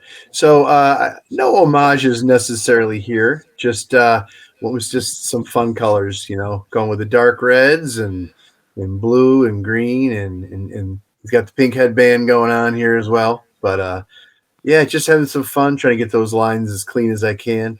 I had a parrot, but in hindsight, if I had more time, I think I would look for something crazy, like, I don't know, going to Target, look for an aardvark or something silly. Just some kind Again, of animal. Wave 2, like he just keeps getting re-released with a different animal every wave. It's like the exact same figure. It's like, well, now you got to get him because he comes with a cat. Exactly. What's fun about wildlife specifically is you included a unpainted build. Oh, right. Yes. Yeah. It's a great work in progress. So now you can see pretty much what we got there, right? We got Xandar and Muskrat and Outback, right? Outback. Yeah. Yeah. Now you're missing one more. Goes to show what a little bit of paint does. I mean, it's it's something new, and it all comes together so sweetly, like matching the paint tones, particularly the flesh tone. Ozzie, props with that, man. That was expertly done. Like flesh is a tough nut to crack. I'm no customizer, but I know enough to know that that's mixing it just right and getting it applied as smoothly as that. Yeah, it takes patience. Thank you, man. So I good. appreciate that. Yeah. Now we got one more. You know that, Steve. Oh, did I miss something? Oh dear. You missed one. It was in the Seas. Gosh. He's the robot with the TV face, man. Oh my word! I think StreamYard did a funny thing. I've got a group shot, but let's find him. Sorry guys. No, maybe the sausage is made. I sent you a It big was batch weird, of like pictures. Yeah, I definitely have it. Definitely have it. Yeah, do what you gotta do. It's all good. Oh gosh. Go watch the video. Go see him there. Exactly. You missing Coin Op? Coin Op. Fun fact about Coin Op. I don't know if you caught this, Ozzie. There he is. Look, the team robot with the TV face. Pixel Dan, shout out Pixel Dan, who is another YouTuber into action figures. I'm sure some of you may know. When he first saw 1984, he was like, I love Coin Op. I want a Coin Op action figure. Like, he was really into that. That was like the first day the video came out. It was like a call out. And then a lot of people were also saying they love this Coin Op. And I was like, yeah, it's such a brilliant design. The way you put the TV screen on the helmet, and it just like, it's again, like the idea is just, every 80s team had a robot just around. Whether it was Fantastic Four or Transformers had robots. I think they had a few. But yeah, Ozzie, what's the story here? Yeah, so like you said, we were talking. It's like, oh, he's a robot with a TV face. And I remember when we were first talking, I was like, okay. So I was like, we're like, all right. And I'm trying to think, can I find a little TV like robot? No, excuse me, it's the TV, and like, boom, slam it on his shoulders, right? And I'm like, I don't know, man. And then exactly. I was thinking, you know what? Maybe it would be late at night when TV wasn't working back in the day, after the national anthem or whatever, you'd see that screen. Or really, it's also a call out to the emergency broadcast, I guess, screen also, right? So that's kind of what I went with. And then I was like, what are we going to do for the robot? And then I don't know what I was looking at, but I was inspired by Pyramid of Darkness. It's the water robots underneath. When those, I forget when those little snake deals were coming out of the little funnel tunnels there or whatever. Anyway. The fluke worms, I believe. Thank you very much. That's what I was going for. Actually, yes, the fluke worms. Yes, thank you. But yeah, I was like, oh, it's that water robot color. I was like, all right, just do the yellow, the light blue and the dark blues. And yeah, that was kind of the nod to Pyramid of Darkness there. He's got a pink knife on the side, so he's still there. Oh, he does. Nothing says 1980s or old school hits you in the feels like color bars. So clearly, it was all by design, guys. I saved the best for last. This guy is awesome. You see what Pixel Dan's on him. He's yeah, man. You can almost hear that picture. That yeah, it's just. They had them at the beginning Yeah, of VHS tapes as well, as I recall. Yeah, I suppose to set your color adjustments before the feature started playing. Or I mean, didn't they have they jammed trailers at the beginning of VHS cassettes as well? they did. Yeah, right. It just takes you back and just Makes me want to spin perfect Rental thing. Patient right about now. Oh man, Fergie, you got us there you covered, go. man.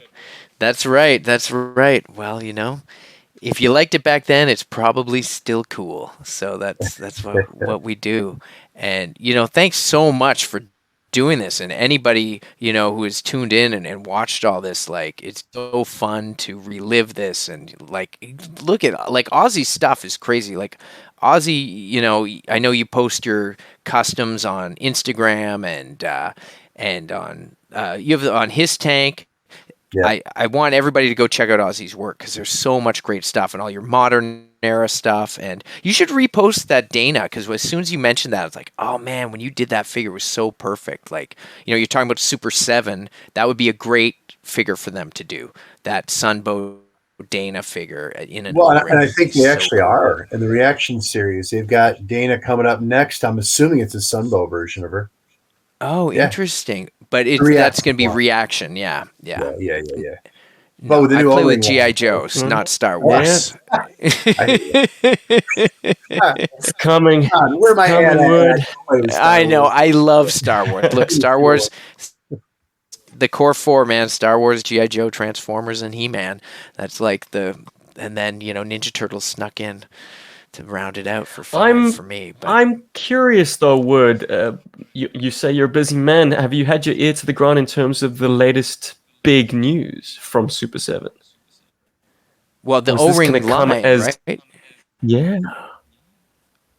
I did. Yeah, I did hear about the O-ring line. Yes, I'm like that's It's just happening. this week, So, right? Yeah. Have they it's all on the announced table who's now. in it? Yeah. No. I imagine knowing Super 7, they're going to keep that pretty close to the chest. But this time next year, we will know. They might even be in hand.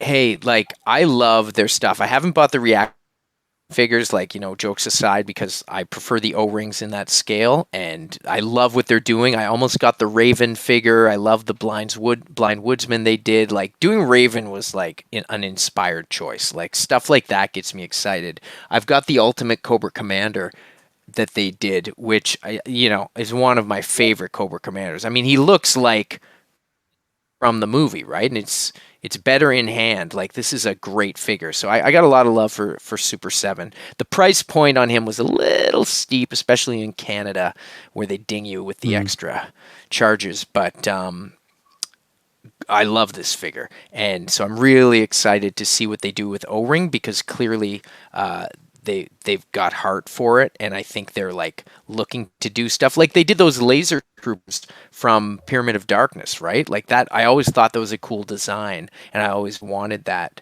figure. Anyways, yeah, we could go on talking about that, but I'm very excited for O-rings. I've got Strike Force Alpha figures. I got my shipping notice today. Call Sign Longbow's coming up. Operation Recall, of course, is coming up. Delta 17, or what's Delta? Is it Delta 13? Delta 17? Yeah, Delta 17. Yeah, that line looks incredible. Like the O-rings, I feel like 2024 is going to be the return of the O-rings. And so if anybody listening wants to make 1984s, call me and Ozzie. We'll make this happen. I'm just trying to get a Rap Viper O-ring at some point. That's maybe Super 7 will listen to that. But Call this man. Call him. Yeah, Strike up a deal. I will buy that figure. I'll army build that figure. Sure. All right. Well, I am going to include links in the description to your work, Ozzie. Is it over on his tank? Cool. I'll chase that up with you afterwards. Bergie, best place to find your music is Bandcamp, correct? Bandcamp's the best, but it is on however you listen to music. I'm just happy if you want to listen to my stuff. So whatever works for you, whatever you're streaming on, my stuff should be there. Or if you're playing physical, we got CDs and records. So, but yeah, huge shout outs to you and the team at GI Joburg, and everybody listening and the whole community. I mean, it's just like, it's great. I mean, Ozzie and I met through the community. Steve, we met through the community. Like, it's just great to see everybody doing all this awesome stuff, and it does feel like we're in this new Renaissance era once again, going into the 60th anniversary. So it's pretty exciting, and I'm cooking up a few new things for next year in honor of the 60th anniversary as well. So that'll be cool. And yeah, I was about to ask for a little peek behind the curtain, but no, I guess I'll find out in due course. Are you working on any music videos from Spinner Rack?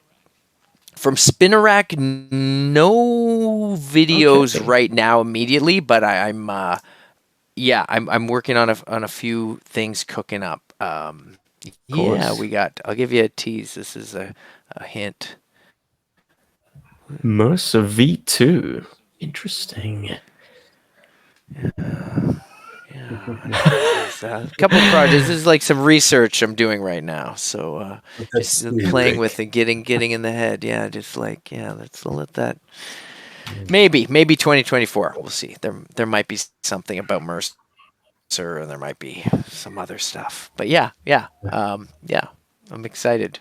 So we'll keep you posted. I guess it's announced. I'm working on a sequel to Cobra Island, so that's coming out. So hopefully next year it's coming out. Like, I was like, I think I announced it somewhere, so I don't know why I'm being silly, out. but I'm working on it. It's going to be same thing, like, going to be out free for anybody who wants to download it, and it's not. Come on, it's you not got to ready press a yet. vinyl.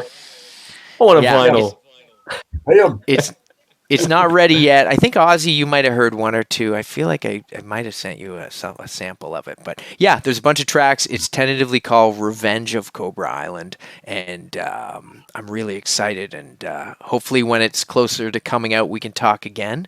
But because there's a lot more that I wanted to do after Welcome to Cobra Island. And it's still super fun. And, I'm pretty excited about it. So, Well, the community is supporting you all the way, Bergie. Thank you, my man. Well, you it's are fun and unofficially our voice. You're our muse. You're our guy. You're the deepest cuts. I mean, nobody knows GI Joe and has the ability to spit it like you, man.